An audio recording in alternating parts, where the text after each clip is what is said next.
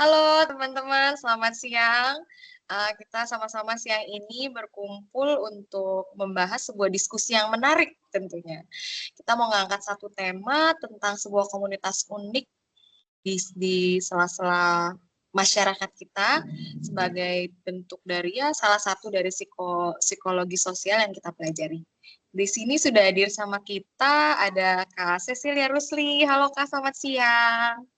Halo, selamat siang.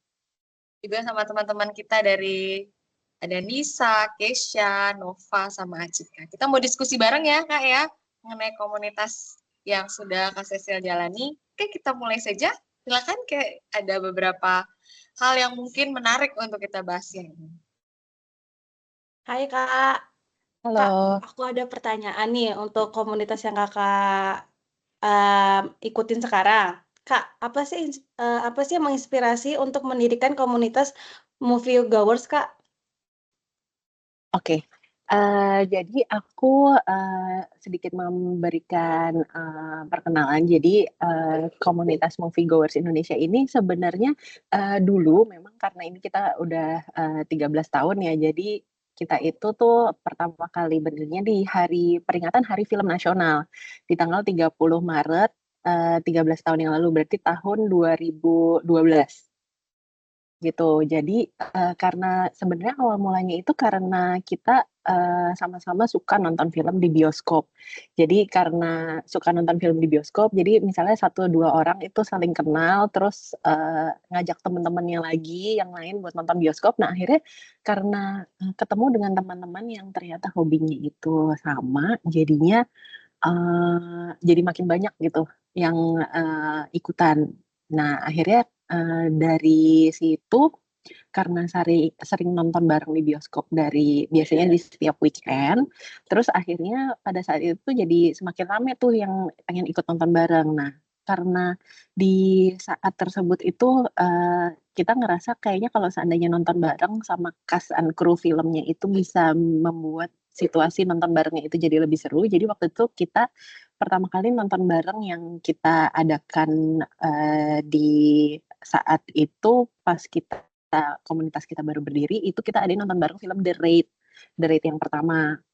Nah, The Raid yang pertama itu kan waktu itu disutradarai oleh Gareth Evans ya, terus pemerannya itu ada Iko Uwais, Joe Taslim, sama ada Yayan Ruhian juga. Nah, itu menjadi momen, pertama kali kita ngadain nonton bareng itu. Jadi sebenarnya sih, tanpa disengaja ya terbentuknya komunitas ini. Jadi memang, karena bertemu dengan orang-orang yang memiliki passion yang sama, yaitu menonton film di bioskop, jadinya, tanpa disengaja terbentuklah sebuah komunitas ini, itu Moviegoers Indonesia. Dan kita, basic-nya itu adalah ingin mengajak orang-orang itu untuk, menonton bareng di bioskop sih sebenarnya. Karena kan sebenarnya nonton itu bisa di mana aja ya, dan kalau zaman dulu kan, belum 13 tahun yang lalu kan belum ada Netflix gitu-gitu. Jadi orang tuh banyak juga yang nonton film tuh dibajakan gitu.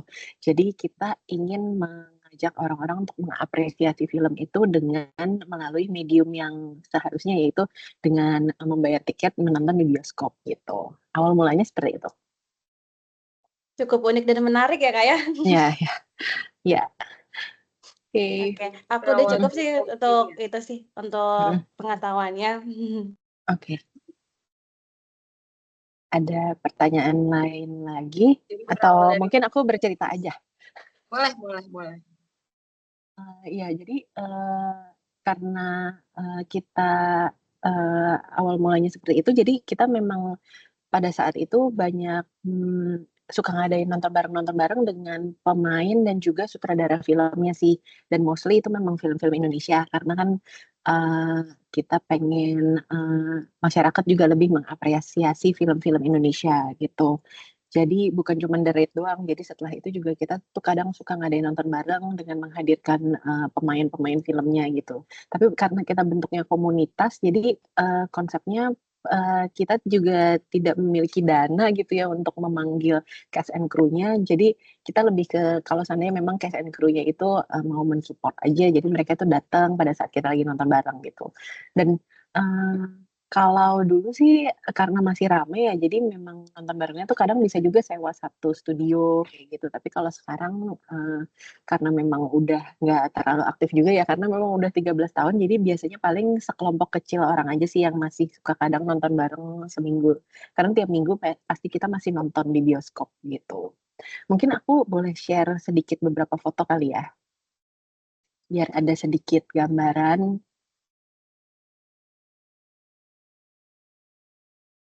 Mungkin aku share screen ya. Iya, iya.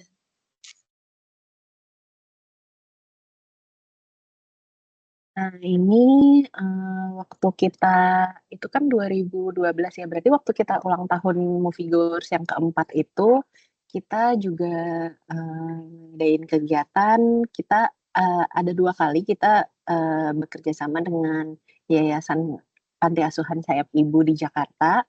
Yang satu kali itu waktu itu kita mengajak anak-anak panti asuhan buat nonton bareng di bioskop. Waktu itu filmnya itu film Disney, judulnya The Jungle Book. Jadi beberapa anak-anaknya memang udah cukup umur juga untuk bisa diajak ke luar. Jadinya kita waktu itu sewa bis, kita jemput anak-anaknya ke panti asuhan, terus kita ajak nonton ke bioskop. Nah itu pernah satu kali. Terus pernah juga satu kali kita waktu itu kita bawa DVD ke panti asuhannya, terus kita nonton bareng di ruangan aula panti asuhannya bareng anak-anak. Jadi kayak kita bawa DVD film-film Disney Pixar waktu itu, terus kita nonton bareng di ruangan aula panti asuhannya gitu. Nah terus baru yang kemarin ini di tahun 2025 ini kan kita ngerayain ulang tahun yang ke-13 ya. Jadi kayak supaya agak sedikit nostalgia, jadi kita main lagi ke panti asuhan yang sama untuk bermain sama anak-anak. Tapi karena kondisinya waktu kemarin kita terakhir ke panti asuhan ini anak-anaknya itu masih umurnya tuh terlalu kecil, jadinya kita nggak ke bioskop karena katanya masih kurang, maksudnya masih belum bisa lah kalau dibawa pergi-pergi jalan-jalan keluar gitu. Jadi kita cuma main bareng aja di panti asuhannya kemarin kayak gitu.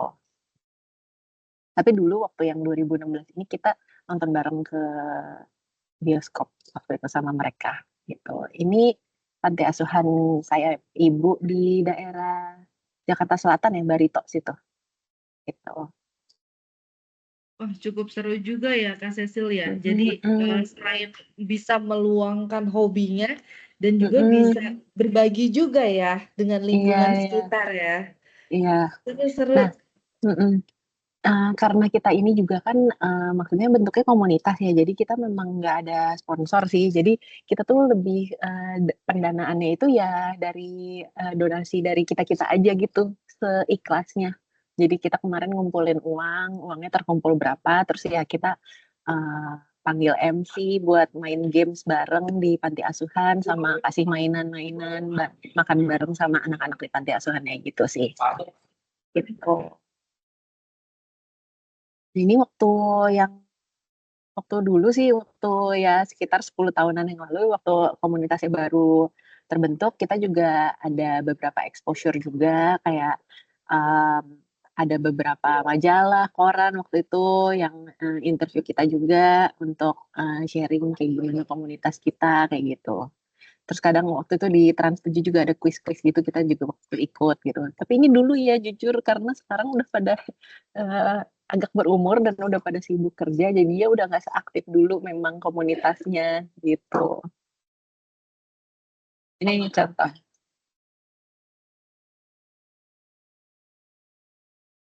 Ini contoh waktu kemarin kita lagi main ke panti asuhan ya.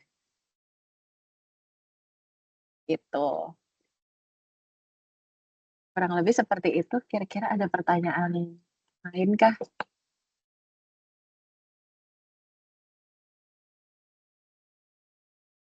Ada dong, sepertinya makin menarik ya ini ya. Setelah sebuah komunitas ya, Kak Cecil ya. Mungkin ada teman-teman ada yang mau tambahan atau ini? Kalau dari aku, tadinya aku pengen tanya terkait dengan, perjalanan awal itu seperti apa, cuman tadi dari awal Kak Cecil udah coba untuk jelaskan ya. Berarti kalau untuk dari dananya sendiri, berarti itu hanya, sumbangan dari, komunitas tersebut gitu ya Kak, nggak ada donatur ataupun dari mungkin kalau ada pihak luar yang mau ikut join juga silakan gitu, tapi tidak, Iya, secara intens gitu ya Kak, untuk memberi iya, bantuan ya. Dari aku sih iya, cukup. iya betul. Jadi kalau misalnya memang nonton bareng gitu, kita juga tiketnya pokoknya ya dari biaya masing-masing aja gitu.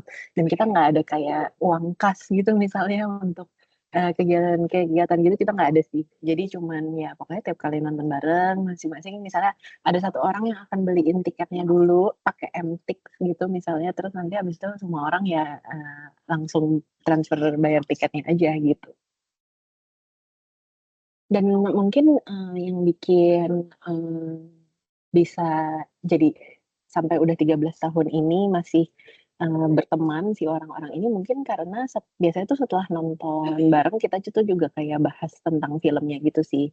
Kayak misalnya ngobrolin tentang filmnya, tentang, mungkin kayak, teknis di filmnya juga, karena beberapa juga ada juga yang kerja di industri film dari teman-teman kita, ada juga yang pernah jadi sutradara, ada yang pernah jadi kerja di sekarang ada juga beberapa yang kerja di PH Film kayak gitu, misalnya ada yang kerja di eee, contohnya misalnya Visinema, MD Pictures gitu-gitu. Jadi pada akhirnya ternyata, eee, hobi nonton itu ternyata bisa juga membawa beberapa orang untuk bekerja di industri film.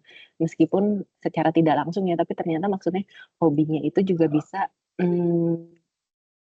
membuat, seseorang itu jadi terjun, ke profesi yang berhubungan dengan film gitu. Karena aku pribadi juga dulu pernah kerja di bioskop juga, meskipun maksudnya, dari komunitas itu sebenarnya tidak ada hubungannya dengan pekerjaan, tapi karena hobinya itu mungkin meliputi tentang film, akhirnya jadi bisa seperti itu gitu, gitu. Iya, Oke, iya, sangat menarik. Iya, seru banget ya. keren Kayak banget, pengen Mbak. bikin komunitas juga ya. Kak, aku ada satu pertanyaan. Boleh boleh. Karena kita ini tugas psikologi sosial, Mhm. apa sih dampak secara psikologi sosial yang didapatkan di komunitas ini? Kayak misalkan contoh kayak, oh iya kalau kita punya komunitas ini benefitnya kayak kita lebih buat relax gitu. Jadi kayak kita kalau misalkan lagi stres, kalau punya komunitas, jadi kita bisa lebih sharing sama komunitas ini. Gimana tuh kalau misalnya dari point of view kakak? Thank you. Oke. Oke, kalau menurut aku sih, mungkin karena menemukan teman-teman yang memiliki passion yang sama, itu menurut aku adalah sesuatu hal yang spesial ya. Karena kan, setiap orang itu kan hobinya berbeda-beda, ada yang misalnya hobinya olahraga gitu, tapi di saat, bisa menemukan orang-orang dengan passion yang sama, menurut aku itu kan ngobrolannya jadi nyambung ya. Kalau ngobrolannya jadi nyambung kan itu menimbulkan kita tuh jadi ada rasa nyaman kalau seandainya berkumpul dengan teman-teman itu dan akhirnya, jadinya kita dengan beberapa teman-teman di dalam komunitas ini jadinya nggak cuman kayak nonton bareng doang, beberapa juga kayak traveling bareng, terus juga, jalan-jalan bareng, makan bareng gitu. Jadi, menurut aku, bergabung di dalam sebuah komunitas dan menemukan orang-orang yang memiliki passion yang sama itu juga, bisa, mmm membuat seseorang itu jadi memiliki sense of belonging kali ya. Jadi ngerasa dia itu menjadi bagian dari sesuatu dan, bisa menghabiskan waktu dengan orang-orang yang ada di komunitas itu gitu. Nggak terbatas dengan cuman kegiatan nonton bareng aja, jadinya jadi malah bisa menghabiskan waktu untuk berbagai kegiatan lain gitu. Jadi memiliki company gitu kali ya. Jadi memiliki seseorang untuk yang menemani kita di dalam kehidupan sehari-hari kita gitu. Gitu sih menurut aku. Iya sih ya, kalau kita udah Mhm. sefrekuensi gitu enak ya, Kak. Benar benar. Iya, iya. Thank you, Kak. Oke, thank you. Aku ada pertanyaan buat Kak Cecil. Boleh boleh. Selama 13 tahun berdiri ini ada apa ya, masalah internal yang pernah dihadapi oleh komunitas moviegoers ini nggak? Dan pada waktu itu, gimana moviegoers ini menanggulangi masalahnya. Terima kasih Kak Cecil. Oh ya, oke, mungkin salah satu challenge-nya ya dalam bentuk komunitas ini karena komunitas itu kan berbeda ya dengan perusahaan. Kalau perusahaan itu kan ada struktur organisasinya ya. Misalnya ada yang jadi CEO-nya, terus ada yang jadi head-nya, ada yang jadi manajernya. Ada struktur dalam sebuah pengambilan keputusan. Nah, sedangkan kalau dalam sebuah komunitas itu menurut aku karena tidak ada struktur seperti itu, jadi menurut saya tantangannya itu adalah saat pengambilan keputusan sih. Jadi makanya kayak misalnya setiap kali kita mau memutuskan sesuatu, misalnya kita mau apa ya? Kita misalnya mau melakukan kegiatan sosial, misalnya mau ke panti asuhan gitu. Nah, karena kita tidak punya struktur organisasi tersebut, nggak ada yang mengambil keputusan, jadinya challenge-nya itu adalah kita harus melakukan segala sesuatunya itu melalui voting sih biasanya. Jadi menurut aku itu ya salah satu challenge-nya. Jadi kayak kita harus butuh waktu yang agak panjang untuk mengambil sebuah keputusan karena kita pengennya keputusan yang diambil tersebut adil untuk semua orang karena komunitas itu kan nggak ada kepemimpinan ya.